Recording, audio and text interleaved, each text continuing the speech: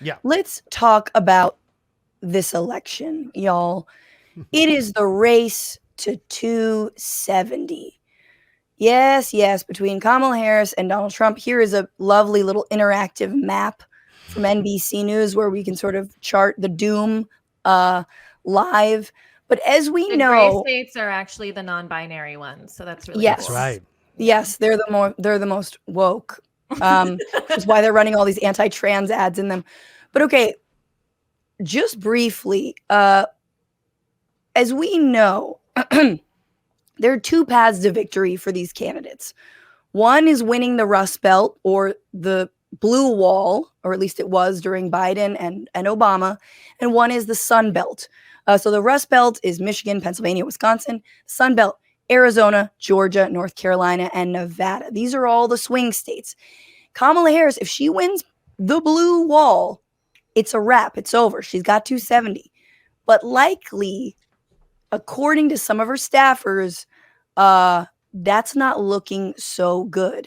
A senior official working on Vice President and Democratic presidential nominee Kamala Harris's campaign sounding the alarm.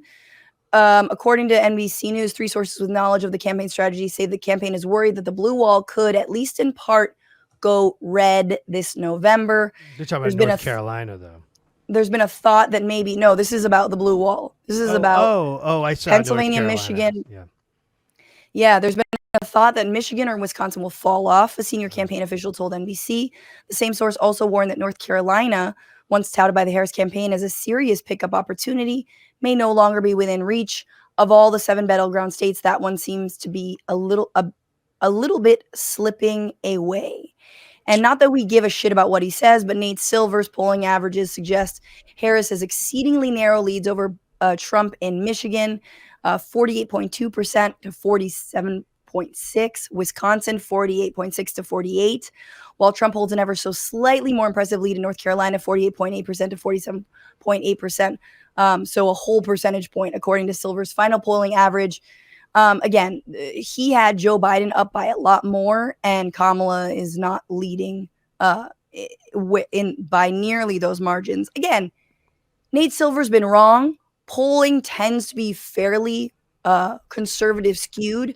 That 2022 red wave never materialized, but it Don't is you incredibly... talk about my nerd king like that. How dare you? The Nate Silver. I think every Nate should get out of polling immediately. Yeah. There's another argument for my neurodivergent thing, by the way. Keep going. God. Oh God! I'll own it. I'll own comments. It. I'll own it. And Tony. I have many relatives of that persuasion. Oh, does your uncle work at MIT too? That persuasion. TikTok diagnosed me as a baddie, so I don't know what you're talking about. I also think I'm on the spectrum, and I'm saying that. Well, obviously that's why you're saying it. We all are. We're comedians. Yeah. Here is the only person I trust at MSNBC. The person who let's be real, I think he's a closet lefty. Rachel Maddow. No, I think. By the way, your Maddow is so beautiful. I love your Maddow impression. Wait, your Maddow. Oh God, I haven't done it in such a long time. No, it's just. Hi guys, it's me, Rachel Maddow. Let me tell you a little something about something that's bothering me a little bit today. I mean, it's not that pretty good. Yeah, I haven't done it. Fun. Yeah.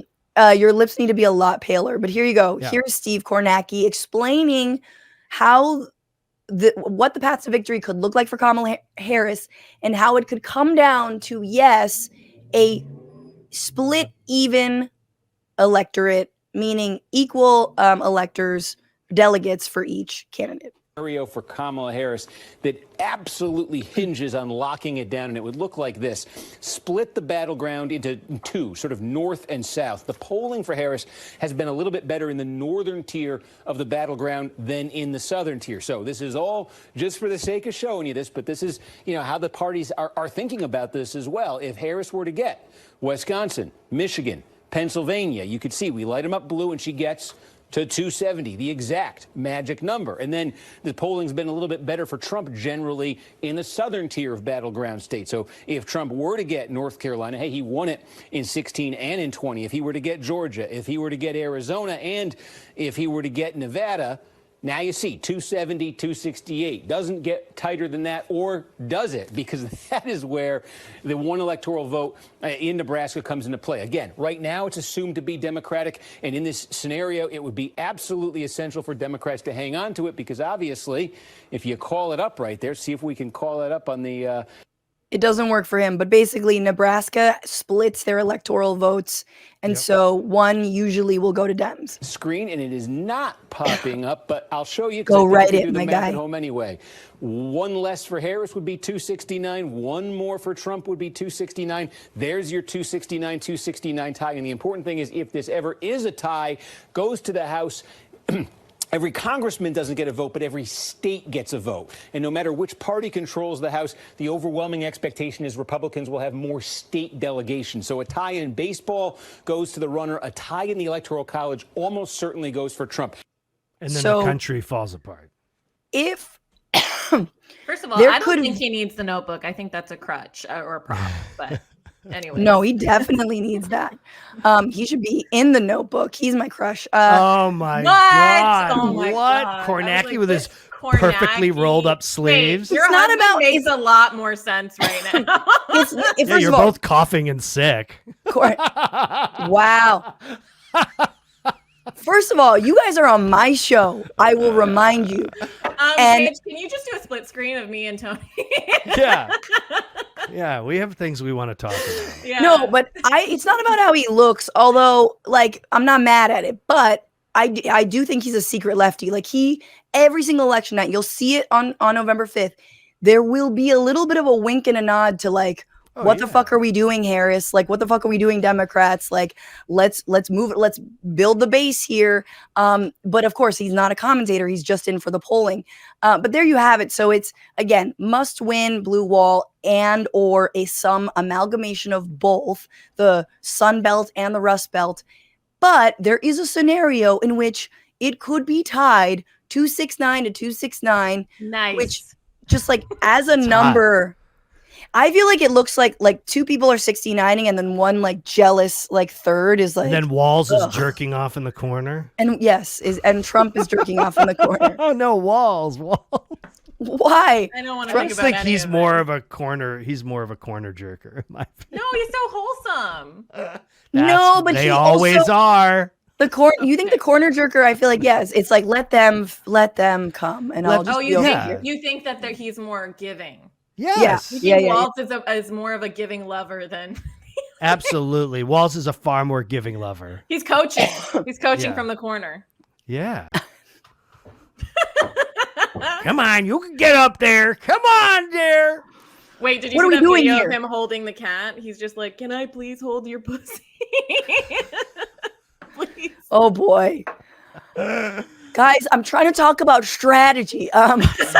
Well, first off, that's never going to happen. That it vote hasn't is happened solid since 1800. Yeah, that vote is solid in Nebraska. We think a lot of things aren't going to happen. I have no. You think it's solid for Trump? That vote is solid for Democrat. Because it's essentially the what city is that? And it's Sioux Falls or whatever. I don't know what. Omaha. Omaha. Oh yeah, Omaha. So like that's the Republicans tried to sue to change that just like 3 weeks ago. So they know that is like their little like attempt, because they know that would prevent the tie. And those guys are running, even though I think they now are excited about a potential lead, they are running to fight the battle after the election. So that was that gamesmanship there. But I personally, Paige is saying that Omaha voted for Trump in 2016. Well, that county specifically. Yeah.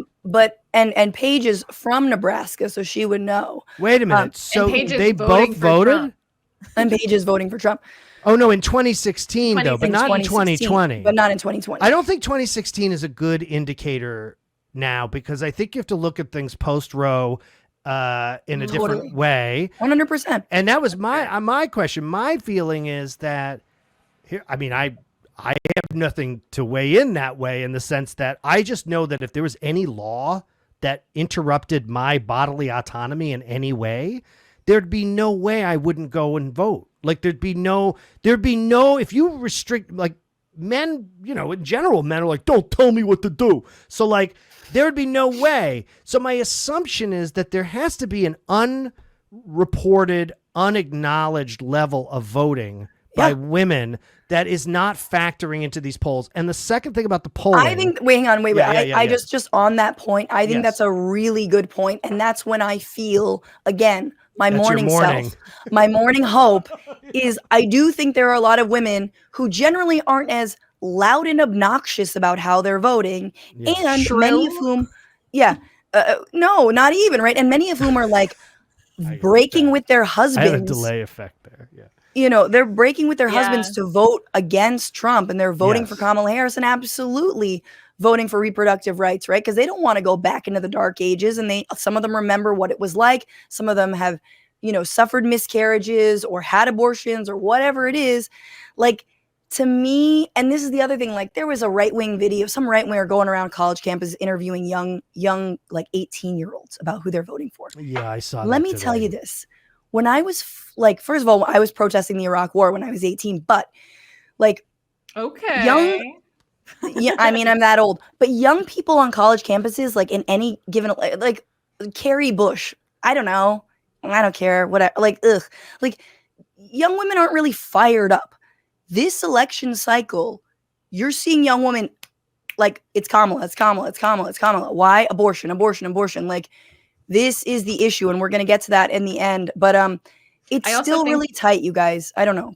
I think what you said about the women voting without their husbands knowing, I think a lot of people are trying to, I've seen a lot of appeals to that, saying like they can never find out who you voted for. They can never find out. Just vote your conscience, vote what's good for you. So I don't know if I want to believe that, but I'm also nervous because of like the 53% of white women and et cetera. You know what I mean? Like, I know that Roe has been overturned since then, but it still is disruptive, Yeah. Here's my second point. Men are full of shit generally.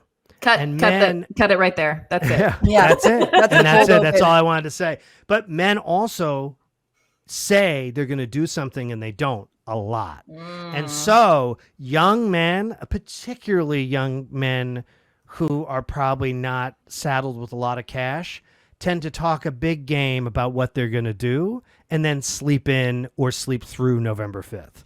So like, I feel like the one thing I'm hoping for is that the amount of young men who are turning out is going to be way lower than they say. And women are going to turn out more than is reported.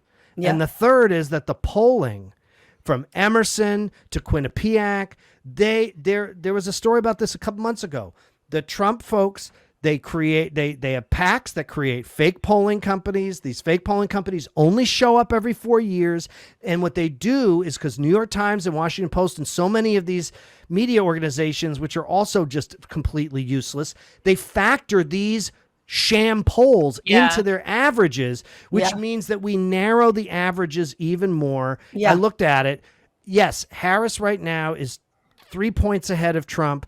Biden was 5 points ahead of Trump at this same time. So there is a weakening. But again, you're not factoring in shame voting. I think you're going to have the reverse Obama effect, in the sense that the Obama effect, no one wanted to say they were voting for Obama in 2008, and then suddenly everyone was shocked when North Carolina went for him.